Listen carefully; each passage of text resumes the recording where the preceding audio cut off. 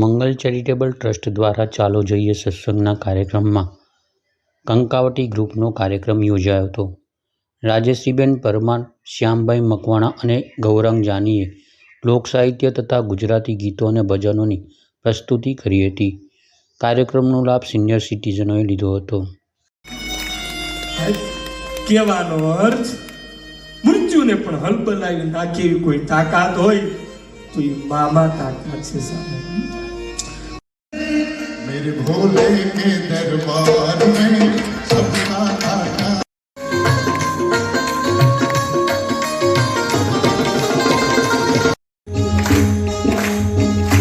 ऐसी बजानी बंसी बंसी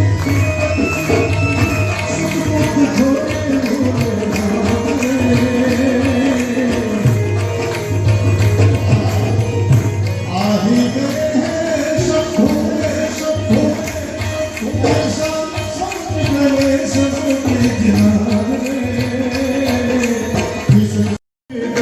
सभी का तुम है जोगीदार, सभी का तुम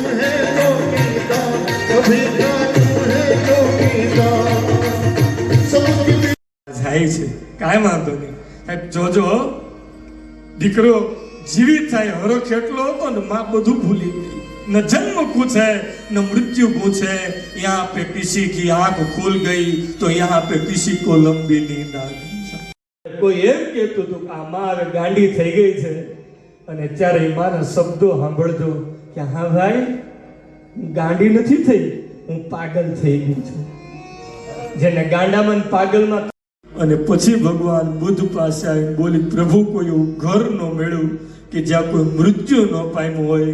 અને ત્યારે ભગવાન બુદ્ધ કહે છે, માં તો હવે સ્વીકારને, આજથી તારો દીકરો ભલે હોય પણ મેરી પ્રી मैं पागल, मेरा मनवा पागल, पागल मेरी प्रीत.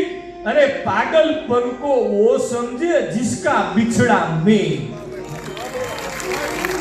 પાગલપણ કોને કહેવાય એ તમારે જાણવું હોય તો મીરાબાઈને પૂછજો કે કૃષ્ણના પ્રેમમાં પાગલ ઘાયલ કી ગત ઘાયલ જાણે સો કોઈ ઘાયલ હોય એની મે પ્રેમ દીવાની મેરો દર્દ ન જાણે કોઈ.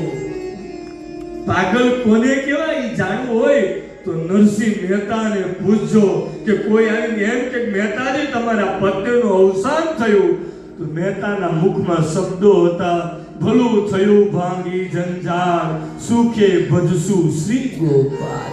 આ પાગલપણું સાહેબ. પાગલપણું કોને કહેવાય? જે માએ પોતાનો દીકરો ગુમાવ્યો હોય, જે બેને પોતાનો ભાઈ ગુમાવ્યો હોય, જે પત્નીએ જે હાથની મહેંદી સુકાણી ન હોય, હજી 10 દિવસ થયા હોય લગ્નને, અને સમાચાર આવે કે તારો પતિ માં ભૌમ માટે થઈ, રાષ્ટ્ર માટે થઈ શહીદ થયો છે.